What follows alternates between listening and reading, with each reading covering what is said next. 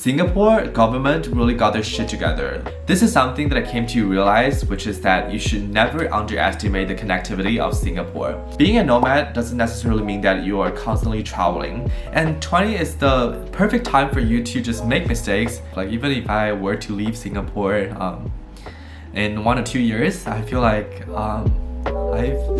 Hello guys, good morning, welcome back to my channel. And by the way, for those of you guys who are new to my channel, my name is Adrian. I am 23 years old, turning 24 this month, which is insane. Like I'm an inch closer to my quarter-life crisis. I was born and raised in Shenzhen, which is 30 minutes drive from Hong Kong if you're very bad at Asia geography. And then I moved to Chicago for college. I spent 4 or 5 years in the States. And then after graduating from college, I just moved to Singapore to start my first job out of college. Initially, I was doing digital marketing at an e-commerce company that most of you guys in this region have probably heard of. But if you have been following my channel, you would know that I quit my job and then I switched to a new role around 2-3 months ago. Actually, I recently passed my 2-year anniversary mark of being in Singapore, which is also part of the reasons why I decided to film this video. And recently, I've been just doing a lot of reflection on my 2-year journey, and I talked to a lot of friends of mine who moved to Singapore or like who was just visiting Singapore. And then we kind of have a lot of like meaningful conversation about where we are at in our life and what are some of the future plans that we give ourselves. I just really want to take this video as a chance to kind of talk about what I've experienced in these 2 years. Hopefully I can give you guys some useful advice or maybe just another perspective if you're also considering moving to Singapore or if you're just curious about how living and working in Singapore is like. In the title of this video, I used the word nomad, which I think is a very interesting concept because with more and more companies allowing their employees to either work remotely or adopt a more hybrid model, there is definitely a lot more flexibility in terms of where you work and how you work. Even though I wouldn't personally call myself a digital nomad yet because technically I'm still based out of Singapore and my company has an office in Singapore. So I usually go into office a few days a week just to have meetings or simply socialize with my colleagues. And because of the lack of mobility, I wouldn't say I qualify as a digital nomad yet. But I recently watched a video by this YouTuber that I really like. Her name is The Fang Girl, and I think she lived in Singapore for a couple of years, and then earlier this year or last year, she moved back to the States. And in one of her videos, she kind of talked about this concept of being a nomad. The main idea in her video is that being a nomad doesn't necessarily mean that you are constantly traveling.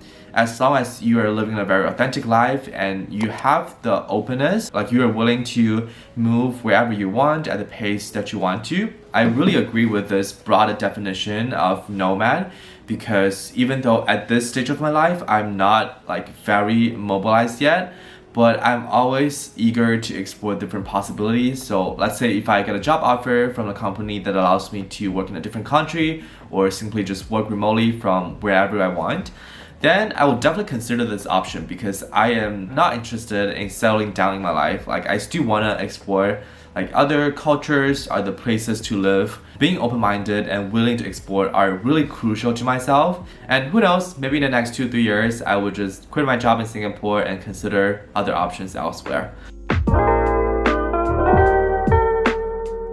Now let's talk about some of my initial expectations and reasons for choosing Singapore. Even though it's been 2 years since I moved here, it's still kind of crazy every time I think about how I ended up in Singapore.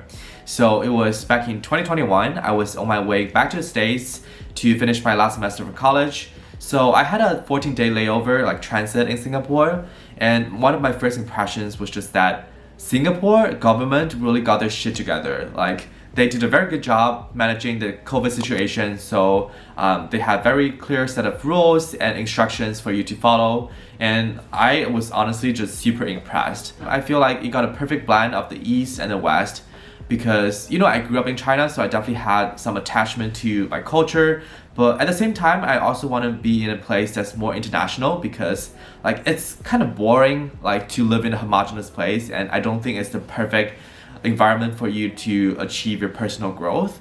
I do want to mingle with people from different cultures And you know, in college, most of my closest friends, they're from all across the world. And I always enjoy this feeling of just making friends with people coming from very distinct cultural backgrounds.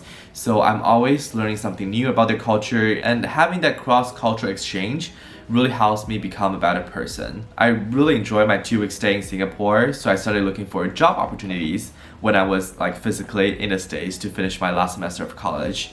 And I would say I was super lucky that I got an offer that seemed pretty decent. The pay is around average range compared to my friends who decided to stay in the States to work after college, and it's definitely higher than what I think I would get if I were to move back to China for work. So yeah, I took the offer and came to Singapore. When I first moved to Singapore, I honestly didn't have any specific goals or plans that I want to accomplish during my time here, because it was kind of in a rush. Like, I had 1 month after I received my official job offer letter to figure out my Singapore work visa, sublet my apartment in the States, and just do everything. You know, it was hectic times for sure. So I had no idea whether I want to stay here for long. The only thing I knew was that I was super excited about moving to Singapore, because it was kind of like checking off different items from your wish list, and Singapore is definitely among the countries that I want to live in. So I just came here without a lot of expectations. I was just like, I'm gonna give myself a couple of years to explore different possibilities, and if I get a good job, then why not, right? One thing that I really appreciate was the fact that I moved to Singapore with one of my best friends from high school. So it didn't feel so lonely at the beginning. You know, having someone by your side, it's so important and it's so rare. But I also gradually realized that I still have to be fully in charge of my life, you know? From finding an apartment to starting my first full-time job after college, to managing my income and expenses, as well as balancing social life. And I definitely made a lot of mistakes and learned a lot of useful lessons during my first 2 years after college.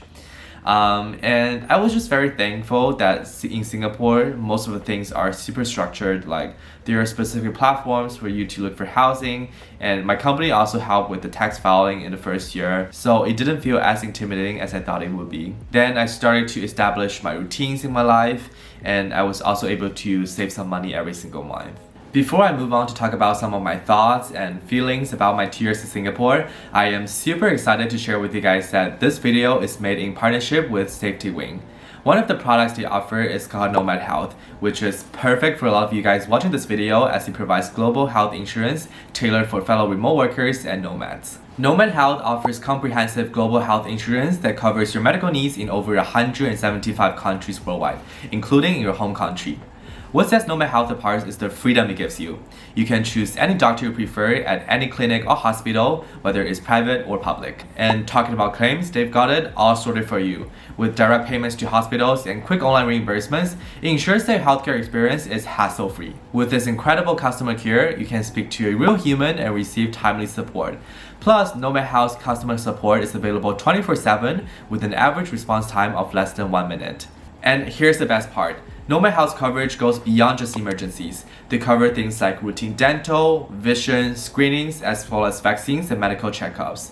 It also includes wellness benefits such as acupuncture, chiropractor, as well as mental health coverage, so you can schedule sessions with a therapist or psychologist. So, if you are a digital nomad or remote worker, I highly recommend checking out Nomad Health. Remember to click on the link in my video description to learn more and get started on your journey with Nomad Health. A lot of people ask me, what are some positive aspects that you appreciate about living in Singapore the most? I would say industry exposure, especially in the fintech industry, is something that matters a lot to me. So my first job was in a large corporate. It was not specifically fintech, but it's still in the tech industry. And because of the fact that it's a multinational company, it has a well-defined framework for knowledge sharing and business SOPs. So within the first 1-2 months after joining, I feel like I've learned most of the stuff about digital marketing, which is the field that I specialize in. From advertising to how to make media strategy, as well as how to incorporate the overall business strategy into your campaign planning. I feel like I've learned it all. So if someone asks me how confident I feel about my expertise in this field, I would say I am fairly confident because I really learned various aspects about digital marketing. So if I were to go out there and offer marketing consulting services, I feel like I should be able to provide some really useful advice for people who need it. And as some of you guys may have known, I recently changed to a new job.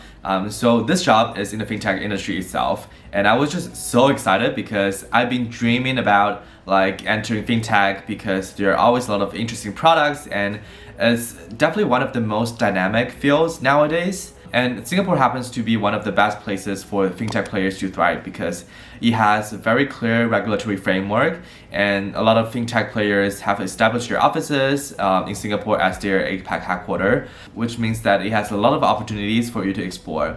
And within the past few months, I really learned a lot about some of the hot topics in the financial services industry, like digital assets, Web3, etc. And this is extremely valuable, especially to me, who is like open to remote working opportunities in the future, because fintech is hands down one of the most suitable fields for digital nomads. And a lot of companies are pretty remote friendly, I would say, because of the nature of this business. So if I were to look for other opportunities in the future, then my experience in this field would definitely help me a lot. And the second thing is about the connectivity. I know that a lot of people talk shit about how small Singapore is, but I kind of have a different take because you can actually leverage it and play it to your advantage. This is something that I came to realize, which is that you should never underestimate the connectivity of Singapore. Okay, let me put this into context. When you're working here at a company, like most likely you will interact with external counterparties, right? And then let's say if the PIC that you used to liaise with moves on to the next role, most likely you guys will still meet each other, like speaking from my personal experience. Because the industry is small and the country itself is small, so no matter where someone else goes, there is still a very high chance that you guys will interact in the future. And this is very valuable because you can actually utilize your connection and you can kind of maintain a very stable and powerful network. But in the States, let's say if the PIC moves to another city, like on the West Coast, then he or she is going to be in charge of a different market, then it's kind of more difficult for you guys to maintain that business relationship. But in Singapore, the situation is entirely different. Speaking from my personal experience, I kind of always have someone in mind whenever I have to source for vendors or clients that might be interested in either receiving or providing products or services with our company. Because I kind of like know a lot of people who are in this industry, so it's much easier for me to reach out and kind of kickstart this business relationship. Last but not least, I really appreciate the cultural diversity here in Singapore. You know, when you're just taking an MRT train or bus in Singapore, the broadcast will be announced in 4 different languages: English, Chinese, Malay, and Tamil. And I guess it's just really nice to see different ethnicities and different cultures come together and form a harmonious group with each other. I always feel like I can learn something new, something meaningful by interacting with people coming from different backgrounds. And to be 100% honest, even though I grew up in Asia, I feel like I still lack the general understanding of this specific region, like Southeast Asia. So coming to Singapore really gave me a lot of exposure to this region, and I came to realize that like Indonesians and like Malays, they speak similar language. And then like there are a lot of like Chinese Malaysians who speak like fluent Mandarin as well. So there's just like a lot of tiny things that really shocked me, but also just helped me become a more knowledgeable and cultured person, I guess. These are some of the positive aspects about living in Singapore, but it doesn't mean that there are no challenges. Actually, there are a lot of challenges that I faced in the past 2 years, both professionally and personally. And I guess one biggest thing is, which is very common among expats or like foreigners living in a different country, which is that like you make effort to make new friends, but at the same time you kind of understand deep in your heart that this relationship could be finite, because when like most people, when they move to Singapore, they kind of like plan like 1 year or 2 years. Maybe a few people really decide to stay in Singapore for long, but most of the people that I personally know of, they just stay here for a couple of years and then they move on to the next adventure or move back to their home countries. So you have to constantly deal with this issue of people coming into your life and then exiting your life. Like you try to be prepared for that moment, but when that moment actually comes, sometimes I still feel a little bit lost. It definitely hurts when one of your closest friends decides to leave Singapore. Like I honestly, I always wish them good luck, but sometimes I just feel like I don't know, like I don't know what I'm supposed to do, who's gonna replace your role. And at the same time, I also had to deal with post-graduation depression.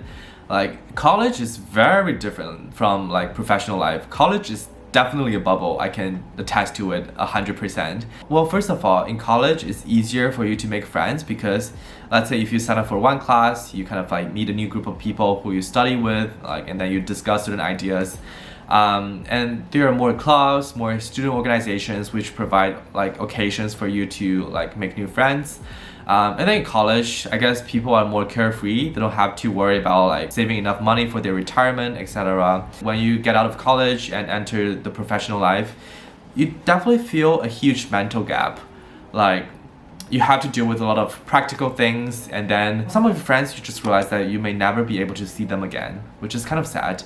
And that's definitely something that I had to deal with a lot in my first year after moving to Singapore. Like I don't think it will ever fade away. Like I just have to find ways to cope with it, and sometimes it's quite strenuous emotionally. Another thing is, okay, I'm not sure if it's like cultural differences, but I feel like generally speaking, Singaporeans are more pragmatic, more practical, but sometimes I'm just like pursuing things that are beyond materialistic measures. Like I'm into art, I'm into music, and I enjoy talking about literature and film. And it's just a little bit harder for me to find such communities or such groups in Singapore. I'm not sure it's because it's more rare, or maybe I'm just not hanging out with the right people. For example, even though I made a lot of good friends at work, but whenever we want to talk about what are some of your hobbies, your interests, I just kind of realized that we are into very different things. So sometimes I just end up going to the movie theater alone because I really want to watch this independent niche movie. But most of my friends from work or like from other occasions, they're more into like Marvels or mainstream movies. Not to say that mainstream or like Marvel movies are not good, but just that it's more difficult for me to find someone who has similar passions as I do. I mean, there are certain exceptions, and I am definitely taking proactive measures to cope with this issue. For example, recently I signed up for a Spanish class so that I can kind of like learn a new language as well as make new friends. And last Wednesday, after I finished my Spanish lesson, me and my classmates, we just decided to go to your product place to have dinner together. And then we kind of just talked about our life, our work, and reasons why we study Spanish in the first place. I was just feeling so happy after that session because it kind of shows me that it is possible for you to make spontaneous friendships. I'm not sure if that's the right word, but you know what I mean? Like, I just really treasure spontaneous fun, and that's definitely one of the rare occasions where it happened, and I was just like, oh, I really love this. How do I feel about my decision right now? Okay, first of all, I'm super proud to say that I never ever regret about moving to Singapore just to step out of my comfort zone and venture into the unknown, especially in my 20s. Like, which is very common among Chinese people and even Asian. So the time you attended elementary school, you feel this pressure from the teachers, from the society, like this is the track that you're supposed to be running on. And this is the pattern of your life, this is the trajectory of your life that you're supposed to follow. I had always been feeling this pressure all the way until high school. But when I started high school, I just came to this sudden realization that it's such a sad reality that my whole life trajectory is being manipulated by other people's expectations of myself, or like how the society wants me to become. That prompted me to choose to study abroad in the States, which gave me a lot of precious thoughts about life and understanding about who I am. But the funny thing is that these things do exist even when I was in college, especially among my peers. Like, if you just look at the data, you will see that there is a disproportionate amount of people that end up in consulting or investment banking after graduating from college.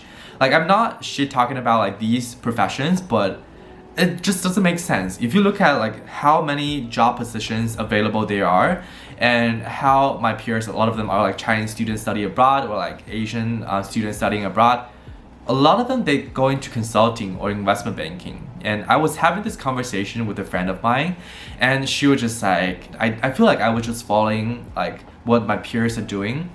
And look at what I was studying in college. I was literally studying journalism and Middle Eastern studies. Like these are some of the things that some of my friends would laugh at. They were just like how are you gonna make money after college? Now in hindsight, do I regret making these decisions? I totally not. Like, I am so grateful that I studied something interesting, something that I really enjoy in college, which also gave me a lot of valuable knowledge and, perspective of life. Then looking at my life now, I'm in my 20s, and 20 is the perfect time for you to just make mistakes, take risks, and learn something new. This is something that I firmly believe. I know a lot of people who just continue to follow like the society's expectations after college, and then they get a job that their parents are satisfied with. But when they enter their 30s, they kind of feel lost. It's kind of like they don't like what they're doing, but it's too late for them to pull themselves out of this whole trench. And this is from my personal experience by talking to a lot of people around my age or people that are slightly older. I'll be turning 25 next year, so I always had this conversation with myself. Like, when quarter-life crisis really hits you, what weapons do you have to really fight against this current? And this is something that I'm really trying to develop or like trying to improve, which is that I want the courage to just go against the current and just hold on to something that I believe is right. A lot of people say that like being young is the best capital that you can ever have, and I can't agree more. Like, I am still in my 20s. I still have some time before I reach the age where I kind of have to sort out like what I want for my life and how I'm gonna achieve my goals. But I still have some time just to play around. I still have the leeway, I still have the wiggle room just to make mistakes. So if not now, when? And coming to Singapore is just a really good starting point for myself to take risks and learn from my mistakes. I personally feel that I've gained more than what I lost during the past 2 years. I feel like I've ticked off most of the items on my to-do list, which includes get a job, love your job, hate your job, switch to a new job, travel around Southeast Asia, trying to like someone, get into a relationship, and then realize what's more important for you and make strategic choices with regard to your personal relationship. So I feel like these are all the important steps for you to take in order for you to really get through this formative stage of your life to really become more responsible and more mature person. For example, YouTube. This is something that I would never imagine myself doing if you were to ask me 5 years ago. But look at me doing this video and also doing a brand sponsorship segment just as part of my side income streams. I feel like now I've really obtained a lot of strength, a lot of confidence, a lot more independence, even though sometimes I still have to deal with issues like anxiety and stress, but I feel like I'm really proud of what I've become in the past 2 years. Yeah, this is honestly something that I've been telling myself, which is that it's okay to go against the current, because if you don't like pursue what you believe to be right, then you'll never be able to understand how important it is to stay true to yourself and how much it means to you as a person. Like, I just feel like I've turned out to be a better person. Yeah, and I guess that's enough. Like, even if I were to leave Singapore in 1 or 2 years, I feel like I have a lot of things that I can take with me. Oh, sorry, I have no idea what just happened. Apologies for that. Yeah, I guess now let's talk about my future plans. Honestly, man, I have no concrete plans of the next 1-2 years, but like, I'm still debating whether I should stay in Singapore, which is definitely beneficial for my career growth. I think I'm doing quite well at my current position, and I do see some potential in terms of like further climbing up the ladder. But at the same time, I'm also thinking, Adrian, you're turning 25 next year. Like, you are entering the second half of your 20s. Is there anything that you still want to do before like the second phase of your 20s, before you just settle down in the corporate world and try to establish a more stable life? I had this conversation with myself, and I do think that I still have things to accomplish. So yeah, we will see, but there always remains the option for me to go somewhere else, either to study or just to travel around the world. Because, okay, recently I watched some of the videos by this really awesome YouTuber called Wholesome Simon. So he kind of took a gap year while in college and then just traveled around the world, you know, started his own business and stuff. And I was just so inspired. Like, I was like, Adrian, if he could do it, like, I'm pretty sure that you can do it too. So if I really had that push, if I really had that, you know, that spark, maybe I'll just do it. Who knows? But for now, I don't have anything concrete lined up yet, so I guess still open to different possibilities. My camera's battery is dying, so I guess that'll be the end of today's video.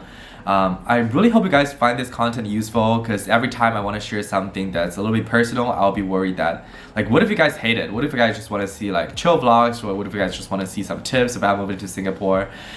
So if you enjoy this video, I would really appreciate it if you can give this video a thumbs up, and subscribe to my channel if you're new, because it always means a lot to me.